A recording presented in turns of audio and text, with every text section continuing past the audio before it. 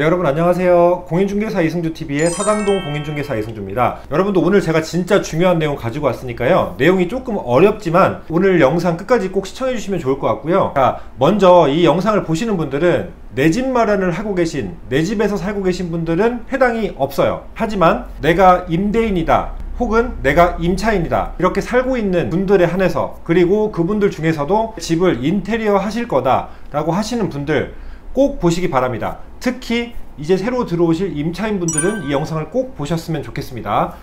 뉴스에도 많이 있었던 내용이고요. 제가 오늘 똑같은 질문을 또 받았어요. 내용이 뭐냐면, 전셋집을 새로 구했습니다. 요즘에 전세가도 오르고 월세도 오르니까 이제 내 집 마련을 바로 힘든 분들은 전월세를 사시겠죠. 근데 집이 역세권이고 너무 집이 좋은 거예요. 집도 평수도 넓고. 근데 문제는 너무 오래됐어요. 집에 수리가 하나도 안 된 거예요. 근데 집주인은 이제 이 수리를 해줄 의향이 없는 겁니다. 그래서 이분들이 이제 집을 들어가서 그냥 우리들이 수리를 하자라고 해서 둘이 이제 살려고 하는데, 마침 이전 사람도 오래 살았대요. 그리고 이 집주인은 멀리 살아서 집에 들어오지 않을 거고 오래 살으라고 얘기를 하는 겁니다. 부동산에서도 막 그렇게 얘기를 해서 알선을 해요. 이 말은 믿지 마세요. 믿지 마시고, 사람 일을 어떻게 합니까? 저도 실제로 중개를 해보면은 2년 전에 오래 살고 나가세요, 오래 살았어요 라고 한 사람들도 지금 2년이 안 돼서 지금 다시 새로운 집을 구해드리는 경우가 많아요. 제가 상대편 쪽에서 그렇게 말씀하시고도 본인들의 상황 때문에 사람 일이란 게 모르기도 하고 마음이 바뀔 수도 있잖아요. 그러니까 그 말은 계약기간 자체를 뭐 10년 8년 이렇게 하지 않는 이상 2년마다 혹은 1년마다 돌아오는 계약기간에 한해서는 집주인은 당연히 여러가지 갱신 거절의 사유로 거절할 수가 있기 때문에, 그 말을 듣고 큰 돈을 일단은 들이시는 거를 지양하셔라 라고 말씀을 서두에 드리고 싶고요. 근데 이분들이 인테리어를 한 거예요. 집의 위치나 이런 하드웨어는 좋은 거예요. 근데 이제 내부의 소프트웨어가 조금 부족하니까 그거를 본인들이 오래 살 마음으로 수리를 한 겁니다. 이렇게. 자, 그런데 2년이 안 돼서 집주인 나가라고 하는 거예요. 나가달라 그랬는데, 그러면 오래 살려고 이렇게 집에 많은 돈을 들였으니까 이거에 대한 인테리어 비용을 주세요. 알고 보니까 이런 가치가 좀 증가하는 거에 대해서는 돈을 받을 수 있다던데요? 라고 했더니 집주인이 무슨 소리냐, 계약서에 이 특약이 써있지 않냐 라고 하면서 이 특약 한 줄을 걸고 넘어져서 결국에는 임차인이 질 수밖에 없는, 이 특약을, 여러분들 이 한 줄을 잘못 쓰시면은 인테리어 비용을 청구가 원칙적으로 가능한데 결과적으로 돈을 못 받게 되는 상황이 올 수가 있다는 걸 제가 설명을 드리려고 이 특약 한 줄이 정말 중요하다라는 걸 말씀을 드리는 거고요. 자, 일단은 질문은 전셋집 인테리어 비용이 임대인에게 청구가 가능할까라는 질문인데요. 결론적으로 정답만 말씀드리면 가능합니다. 일단은 우리가 필요비적인 부분이랑 유익비적인 부분을 나눠야 할 것 같아요. 자, 이 부분이 뭐냐면요, 법률 용어인데 민법 제626조 1항이랑 2항에서 규정하고 있는데요. 제가 법조문을 외우진 못하니까 한번 읽어드릴게요. 자, 1항은요 임차인의 상환 청구권인데, 임차인이 임차물의 보존에 관한 필요비를 지출한 때에는 임대인에 대하여 그 상환을 청구할 수 있다. 이거는 뭐냐면 필요비라는 항목이에요. 자, 필요비가 뭐냐면 문고리를 갈았다, 혹은 간단하게 우리가 필요에 의해서 지출을 해서 바로바로 교체가 가능한 약수한 금액, 일반적으로 법에서 다 항목들을 다 명시하고 있진 않지만 임차인이 살면서 적은 돈 몇만 원 이내에서 임차인 돈으로 그냥 교체하는 소모품 같은 것들은 필요비예요. 자, 근데 일반적으로 이걸 다 일일이 집주인한테 청구하지는 않고 보통 이 정도는 임차인이 그냥 교체하고 쓰죠. 근데 아무튼 이런 항목들을 필요비라고 하는데요, 이 필요비는 즉시 임대인에게 청구가 원래는 가능합니다. 그래서 영수증이나 이런 지출 증빙을 보여주시고 임대인이 들어줄 수 있는 항목인데요. 자, 이거는 이제 즉시 지출한 때에 가능한 거고요. 자, 2항을 볼게요.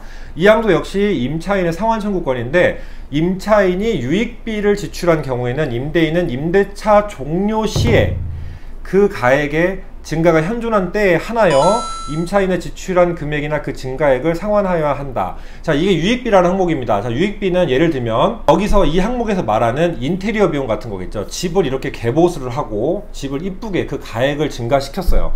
자, 근데 이 부분도 좀 모호한 게 뭐냐면, 집값이 이 인테리어 때문에 2천만 원이 올랐는데 인테리어 비용은 실제로 1,000만 원이 들었어요. 자, 그러면 이거를 이 1,000만 원을 다 청구할 수 있냐라고 했을 때 이 그 가치가 현존한 때라고 했고 임대차 종료시라고 했어요. 유익비는 필요비랑 다르게 종료시에 청구를 할 수 있거든요.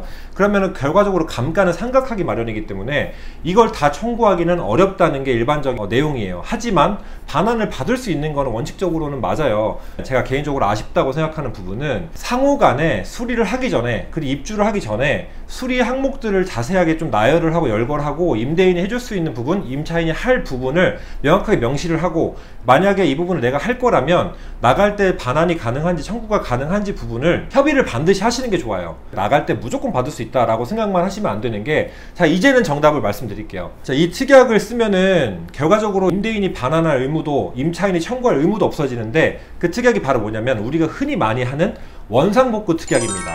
자, 원상복구 특약은요, 임의규정에 의한 규정이라서, 임의규정이 뭐냐면, 자, 강행규정, 임의규정이 있어요. 강행규정은 둘 사이에 어떤 약정을 해도 법조문이 딱 있어서 둘이 어떤 약정을 해도 이 강행규정의 내용이 위반되면, 내용이 어긋나면 그냥 무효입니다. 근데 임의규정은 당사자들이 협의를 해서 합의를 했으면 무조건 유효해요. 그래서 임의규정이라고 표현하는 건데, 이 원상복구 특약은 임의규정이기 때문에 임차인이 계약 당시에 계약서에 원상복구를 하고 나간다라는 내용이 있다면 판례가 결과적으로 임차인이 이거에 대한 청구권을 포기한 것으로 봐요. 자, 그래서 지금 대법원 판례를 두 가지를 읽어드릴게요. 좀 오래된 판결이긴 한데요, 지금 현재 이게 뒤집힌 경우는 없어서 현재도 이렇게 해석을 하고 있다고 봅니다. 94-20389, 95-12927 두 가지 판례인데요.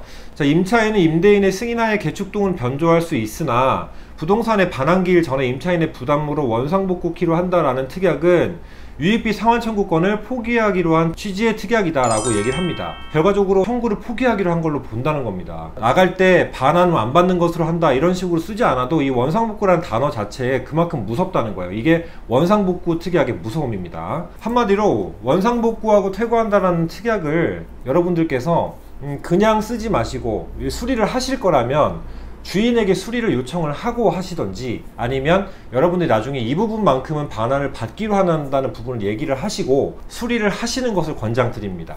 그래서 인테리어를 임의로 무조건 하지 마시고요, 무조건 사전에 협의를 하셔라 라는 내용이 주안점이에요. 화장실을 예를 들게요. 화장실 바닥에 나름대로 이쁘게 깔았어요.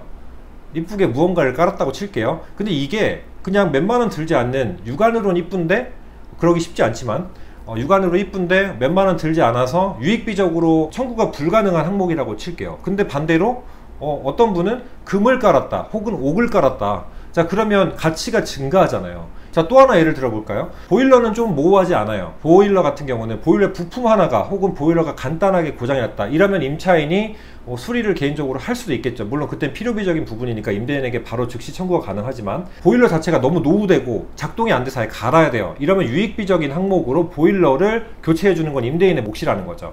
즉 법률적으로 규정할 때는 소수선, 대수선 이렇게 얘기를 하는데요, 소수선은 이제 간단한 돈 임차인이 하게 돼 있고, 대수선 큰 돈이 드는 거는 임대인이 하라고 명시가 되어 있어요. 그러니까 임차인은 깨끗하게 사용할 의무가 있다고 보는 거고, 임대인은 임차인이 편안하게 살게 해줄 의무가 있다고 보는 겁니다. 인테리어는 보통 유익비적인 부분으로 접근을 하는데요, 가치가 얼마나 올렸는지 입증도 중요할 뿐더러 그 가치가 현존을 해야 되고 나갈 때 청구를 하기 때문에 이 부분이 좀 어렵다는 거예요. 이 원상복구 특약을 여러분들이 잘못 썼다가는 결과적으로 이 대법원 판례처럼 한 푼도 못 받고 나오는 걸 여러분들이 동의한 셈이 됐기 때문에 큰 돈을 그렇게 막 들이지 마시라라고 얘기를 하는 거고, 제 성향이기도 한데 남의 집에, 결론 남의 집이에요. 우리가 오래 살 거여도 남의 집입니다. 못 하나도 못 받게 하는 특약을 거는 게 요즘에 임대차 계약의 시점이고요. 애완동물 금지, 실내 흡연 금지 이런 것도 워낙 많잖아요. 근데 하물며 그런 남의 집에 오래 살 거라는 아무런 믿음도 없이, 아무런 약정된 항목도 없이, 계약서에는 1년 혹은 2년인데 그것만 가지고 계약갱신 청구가 되니까 4년까지 살 수 있다? 아시잖아요. 계약갱신 거절 사유 9가지 중에 가장 많이 쓰는 거, 본인 혹은 직계가족이 들어온다고 얘기를 하면 할 말이 없습니다. 계약을 하시고 정수리를 하실 거라면 원상복구 특약에 대한 내용을 확실하게 정리하시고 집주인과 사전에 수리를 할 때 어떻게 할 것인지 반드시 협의를 꼭 하시기를 추천드립니다. 세입자가 엄청나게 큰 돈을 들여서 뭐 가구랑 이것저것 설치를 다 했대요. 근데 원상복구 특약이 있었던 거예요. 그래서 말 그대로 원상복구를 해줬습니다. 세입자가 그 설치한 걸 다 가지고 나갔어요. 임대인이 할 말이 없죠. 왜냐? 원상복구를 하기로 했으니까 원상복구 해준 것 뿐이에요. 그러니까 여러분들이 큰 돈 들이실 거면 가지고 나가실 수 있는 거를 사시는 걸 전 추천을 드립니다. 집의 가치를 증가시킬 수 있을 만한 어떤 개보수를 하시지 마시고, 뭐 담장 설치, 중문 설치 이런 건 다 유익비적인 시설물이잖아요. 그 창문 설치 이런 건 당연히 임대인이 해야 되는 거고, 분쟁이 없으려면은 무조건 계약 당시 사전 협의입니다. 그래서 제가 항상 강조하는 게, 계약서 쓸 때 저한테 많이들 하시는 말씀이 뭐가 이렇게 많아요, 뭘 이렇게 꼼꼼하게 해요, 그냥 하지. 그런 분들이 나중에 사고 나서 싸움 나서 온단 말이에요. 그러니까 계약서는 한 번만, 계약하는 날짜만 들춰보자, 그리고 나갈 때까지 보지 말자. 나가고 나서도 그냥 없는 종이로 만들어 버리자 라고 생각할 수 있게끔 만드는 게 제 계약의 모토 같은 거예요. 그래서 반드시 여러분들이 이 내용을 꼭 숙지하시면 좋을 것 같고요. 이 범위에 대한 모호함은 여전히 남아 있습니다. 법률적인 전문가분들도 판단이 조금 애매한 부분, 좀 경계선상에 있는 부분들은 조금 의견이 분분하기도 해요. 하지만 여러분들이 이 필요비 유익비라는 항목을 알고 계시고 민법 제626조 1항 2항에 대해서 이렇게 알고 계셔도 적어도 돌다리를 두개 보고 갈 수는 있잖아요. 자, 그러니까 이 부분을 좀 어려우시더라도 천천히 한번 보셨으면 좋겠습니다.